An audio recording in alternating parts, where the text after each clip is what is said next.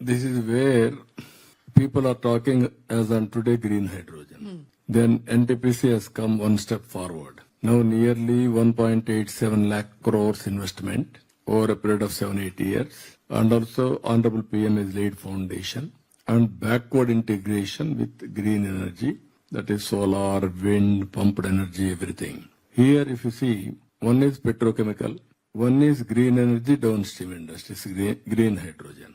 Andhra Pradesh is having 10 ports. For petrochemical, port is required. Green energy for export, again, port is required. So both are possible, as you rightly mentioned. Now there is a huge demand also we have to create. Green hydrogen, all these things. Now that is the future. For sustainability, we have to bring reforms in, I can say, fuel or energy.